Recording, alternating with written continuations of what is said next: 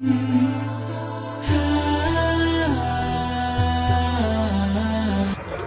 ایک جان کیا ہے اگر ہو کروڑوں، تیرے نام پہ سب کو وارا کروں میں، تیرے نام پہ سر کو قربان کر کے، تیرے نام پہ سر کو قربان کر کے تیرے نام سے صدقہ اتارا کروں میں۔ بتلا دو گستاخ نبی کو غیرت مسلم زندہ ہے، بتلا دو گستاخ نبی کو غیرت مسلم زندہ ہے، دین پر مر مٹنے کا جذبہ کل بھی تھا اور آج بھی ہے۔ عزیزان ملت اسلامیہ،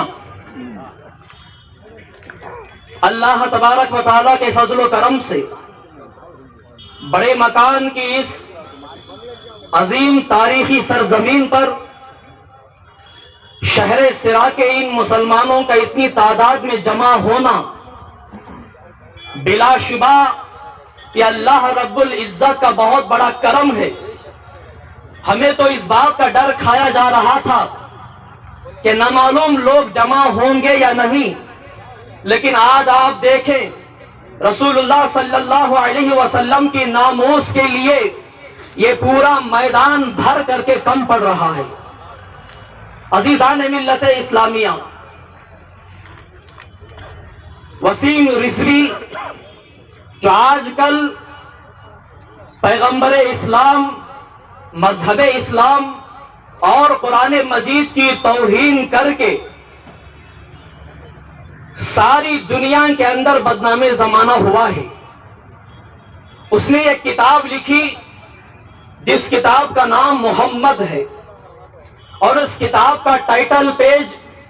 اتنا برے انداز میں رکھا کہ ہم تصور بھی نہیں کر سکتے، اتنا برے انداز میں اس نے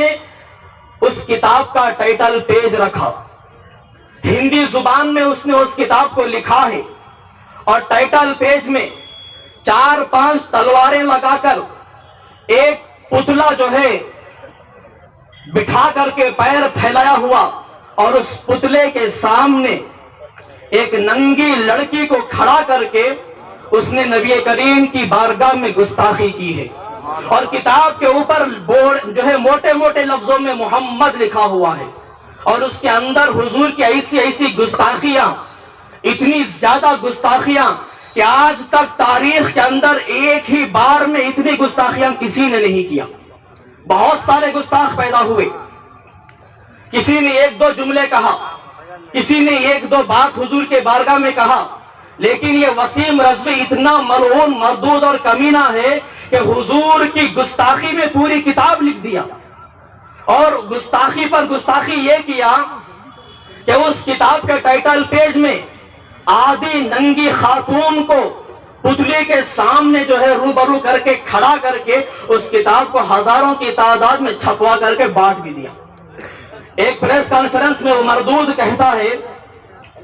کہ مسلمانوں کے پیغمبر معاذ اللہ پاگل ہیں، بولیے معاذ اللہ۔ وہ مردود کہتا ہے کہ مسلمانوں کے پیغمبر بچپن سے ذہنی بیماری میں معاذ اللہ مبتلا ہیں۔ ایسے جملے اس نے نبی کی شان میں کہے ہیں کہ ہم اپنی زبانوں سے جو ہے وہ جملے کہنا ناگوار کرتے ہیں۔ عزیزان ملت اسلامیہ،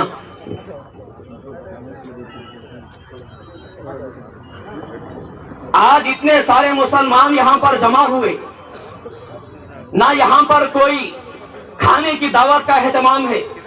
نہ یہاں پانی کی اہتمام ہے، کسی چیز کا اہتمام نہیں، نہ ہمارے سروں کے اوپر شائنہ ہے، لیکن ہمارے اندر جو عشق رسول کا جذبہ ہے، اسی عشق رسول نے ہمیں یہاں جمع کیا ہے۔ تو ہم جو ہے اپنی پوری قوت کے ساتھ اور پوری طاقت کے ساتھ حکومت ہند سے یہ مطالبہ کرتے ہیں کہ اس گستاخ مردود زمانہ وسیم رضوی کو سب سے پہلے پکڑ کر کے جیل کے اندر ڈالیں، پھر اس کے بعد فوراً اس کا جو ہے پھانسی پہ چڑھا دیں۔ اس کو چھوڑ کر کے ہماری حکومت نے جو لوگ فساد زدہ لوگوں کی مدد کرنے گئے تھے تریپورہ کے اندر، وہاں پر جو ہے مسلمانوں میں سے ایک بہترین تحریک فروغ اسلام جس کے بانی مولانا قمر غنی عثمانی صاحب ہیں، وہ اپنے لوگوں کو لے کر کے وہاں پہنچے، اور پہنچنے کے بعد وہاں کے مسلمانوں کی داد رسی کرنے کے لیے، حال چال پوچھنے کے لیے، لیکن ان علماء کرام کو قید کر کے 14 دن سے جیل کے اندر رکھے۔ تو آج ہمارا مطالبہ یہ بھی ہے کہ جو بلا وجہ بے قصور علماء اکرام کو جیل کے اندر بند کیے ہیں، ان بے قصور مسلمانوں اور علماء اکرام کو رہا کیا جائے، اور سب سے پہلے جس گستاخ نے حضور کی شان میں گستاخی کی ہے اس کو جو ہے پھانسی پر چڑھایا جائے۔ صحابہ اکرام کی زندگی کا مطالعہ کریں تو آپ کو پتا چلے گا کہ صحابہ اکرام کے اندر اتنا جذبہ عشق رسول تھا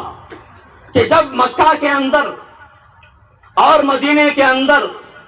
اسلام میں اور کفر میں جنگ چھڑی ہوئی تھی تو مکہ کے لوگوں نے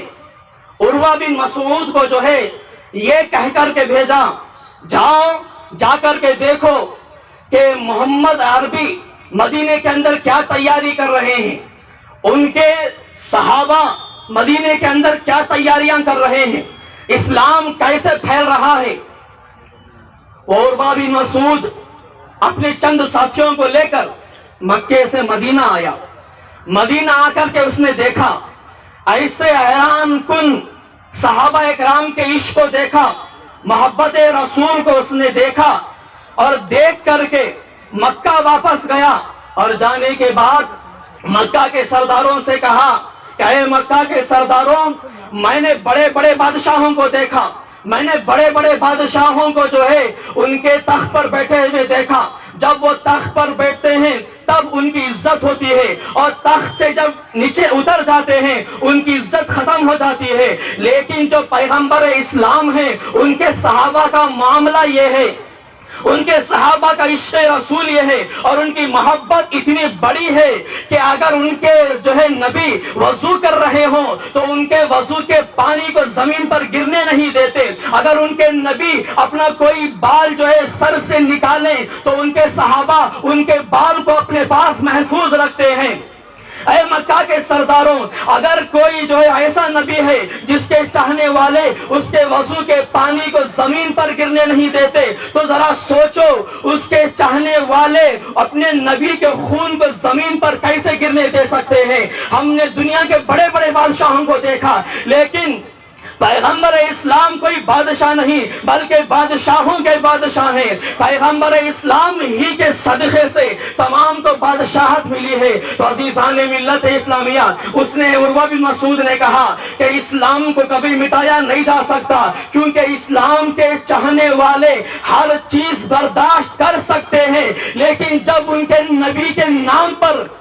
کوئی بات آتی ہے اس کو ہرگز برداشت نہیں کر سکتے، کیونکہ ہمارے ایمان کا تقاضا ہے، ہمارے ایمان کا جو ہے مطالبہ ہے کہ جہاں کہیں حضور کی گستاخی ہو رہی ہو تمام مسلمان اپنے اختلافات کو چھوڑ کر نبی کے نام پر جمع ہو جائیں۔ تو عزیزان ملت اسلامیہ، اللہ تبارک و تعالیٰ کے فضل و کرم سے علماء اکرام کی زیر نگرانی، ان کی ایک آواز پر آپ تمام حضرات یہاں پر جمع ہوئے۔ بلا شبہ 4-5 دن سے یہ اسٹیج پر بیٹھے ہوئے علماء نہ کھانے کی فکر کیے، نہ پانی کی فکر کیے، نہ گھروں کے اندر بیوی بچے کیا کر رہے ہیں اس کی فکر۔ 4-5 دن سے مسلسل صبح و شام کبھی خادریہ مسجد کے پاس تو کبھی کسی اور مدرسے میں، کبھی کسی کے گھر میں بیٹھ کر کے مسلسل آپ حضرات کو جمع کرنے کی کوشش کر رہے تھے۔ بلا شبہ یہ جب تک علماء امت مسلمہ کے اندر موجود ہیں تب تک مسلمانوں کی غیرت ایمانی بیدار رہے گی۔ اسی لیے اقبال نے کہا اگر مسلمانوں کی غیرت ایمانی کو ختم کرنا ہے تو سب سے پہلے ان کے عالموں کو ختم کر دو۔ دلی سے لے کر لاہور کی سرزمین تک ایک ایک درخت پر عالموں کے جو ہے سروں کو کاٹ کر کے پھانسی دے کر کے لگا دیا گیا۔ 1857 سے لے کر کے ہندوستان آزاد ہونے تک ہزاروں لاکھوں کی تعداد میں علماء شہید ہوئے.